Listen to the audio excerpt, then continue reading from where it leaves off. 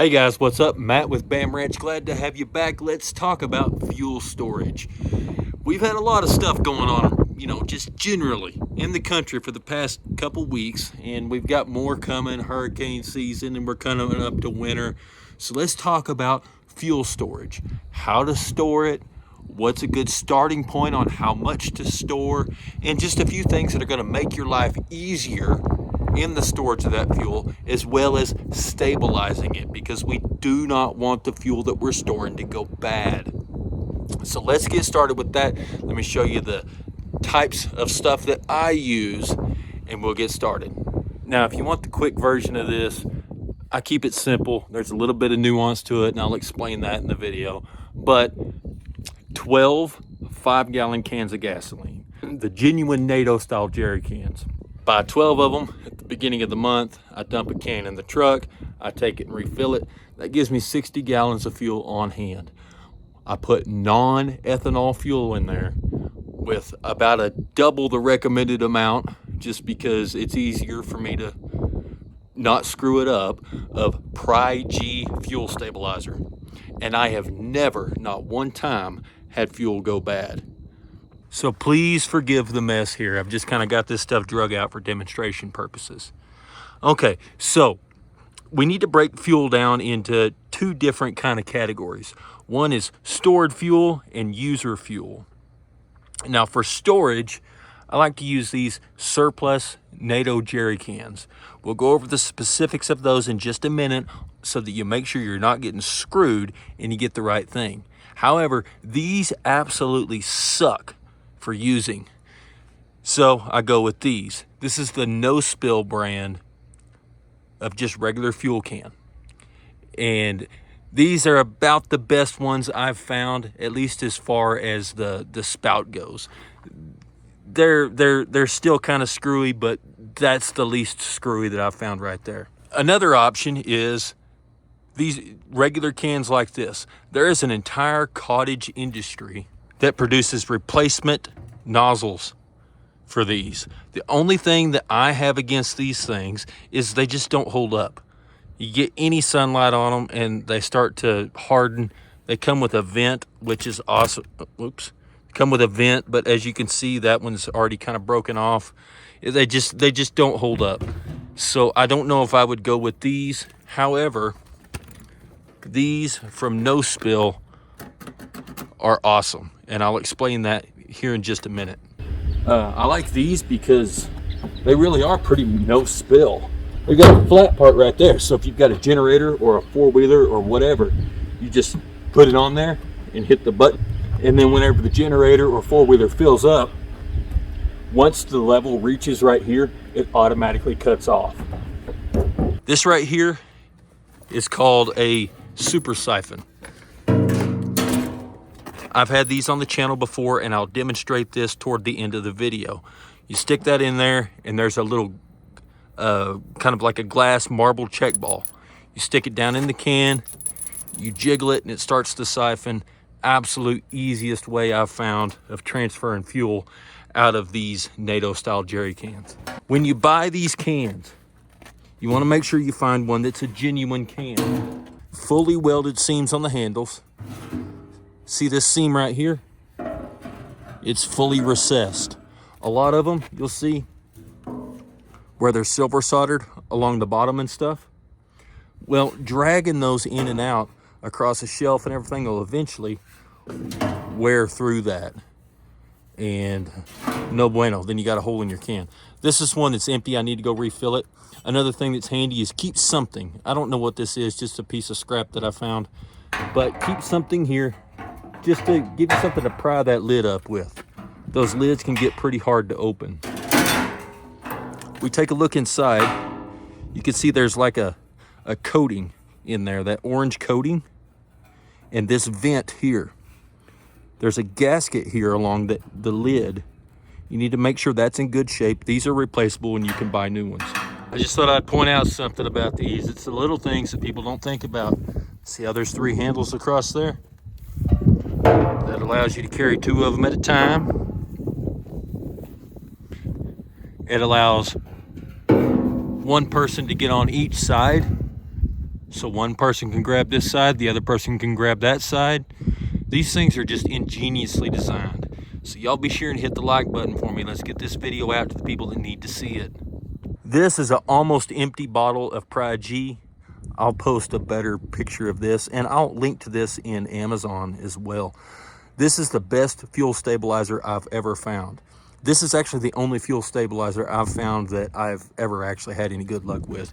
If all you can get is Sta-Bil or Seafoam, whatever, get that. But this right here, if you want the real stuff that's going to do it right, you're going to go buy this Pride G. So when we start talking about these NATO Jerry cans, let me tell you why I like these over a bulk storage tank. First of all, I can carry these around. I can move them. They stack really nice. You get 50 gallons in a, one of those big steel tanks. You just can't move them around. They're stuck. And there's its own hazards with storing gasoline. Diesel, not so much, but gasoline, if you're gonna store it in one of those big tanks like that, you need to have that back away from your house, far enough away so if that thing blows up, it doesn't cook your house. With these cans right here, now they're hard to find, I get it. Coleman's Surplus, they don't know who I am. They seem to be about the ones that have the best deals on these. So that's actually where I got my last batch. They're getting hard to find. If you want to buy the NATO Jerry cans new, there's a company called Wavian, and they're expensive. You're going to pay for them. They're about $100. They're on Amazon.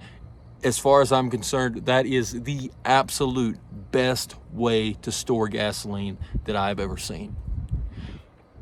But buy 12 of these cans, and every month, number them if you have to, 1 through 12. Every month, dump 5 gallons into your truck, and then go refill that can. That way, you have at least, throughout at any time of the year, 60 gallons of fuel on hand. And 60 gallons of fuel will run a generator a long time. Especially if you're using it conservatively, just keeping your fridge frozen, maybe firing up the internet now and then so you can, get some communication out, charging your cell phones. 60 gallons will get you through a couple weeks if you had to do it. Now, I don't stick hard, that's stored gasoline. I'll run this stuff in the lawnmowers. I'm actually gonna go ahead and dump the rest of this one in the truck. I didn't have any fuel for the lawnmower. My regular can ran out. I stole some out of this. I dumped it in the lawnmower yesterday. No big deal. I'm gonna go refill this tonight, and I'll show y'all how I go about filling those with the super siphon. But at bare minimum, I've got 55 gallons of gasoline ready to go at a moment's notice. The most important thing you can do, though, is keeping your car full. A half a tank of gas is your new empty. A half tank of gas will get almost anybody out of a danger zone. And whenever you plan your bug out locations, start looking at things that fit within those parameters, within the half tank of gas distance. Now, obviously, our tanks are going to go down lower, whenever you're on trips and you're out and about. But a driveway condition, when you're just sitting in the driveway, half tank of fuel. So half tank of fuel in all of the vehicles. Plus, we've already figured out 60 gallons of fuel for, emergency use. With this North Carolina thing, saw a story where there was a family that was trying to conserve gas, and their daughter had surgery about a week before the hurricane went through. So they had to go into the city to get some antibiotics for her from the hospital. All the pharmacies were closed. They had to use fuel. They had to take the vehicle. And having some stored fuel can allow you to do things like that. So let me show you how this super siphon works and demonstrate one of the downsides of using these things. When you open the lid on these cans, they will spew a 6-foot stream of gas out of that spout because they're not vented any at all. There's zero permeability to air or anything. It's only about half full right now, so it may not do it. But I'll demonstrate that for you. And I don't know if you'll be able to see me on camera, but whenever I open that thing, I am looking the other direction. I have my face away from it. Well, we lucked out. That one didn't spew, but I'll insert, I think I've got a clip of it spewing somewhere. Open this can off camera just because the spray and spurt. This is how far the fuel sprayed. So be careful. I've got this sitting up there for demonstration purposes, but if I was doing this for real, I'd have it inside the bed. I'm gonna take our siphon, drop that into the tank. Remember to look away when you open this, even though I just opened it.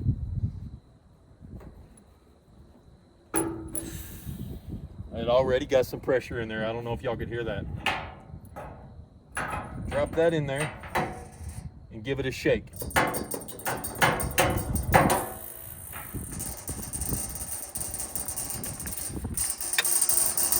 Y'all see that? I'll demonstrate that again. Just drop it in there till it finds the bottom and give it a shake. And watch up here, you'll see the siphon start. There you go. You hear that bead bouncing around in there? And that's actually a really fast way to transfer that fuel. Now, if you're doing this on the road, I would suggest getting a towel, because you're not doing this unless it's an emergency, right? Get a towel and cover this spout up with that towel. And it's gonna soak that towel with gasoline.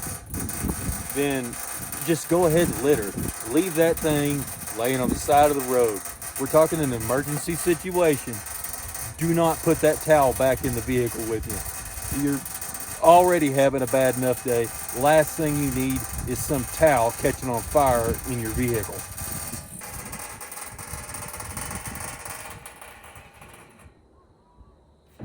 There you go, it's done. Let the fuel run back out of there.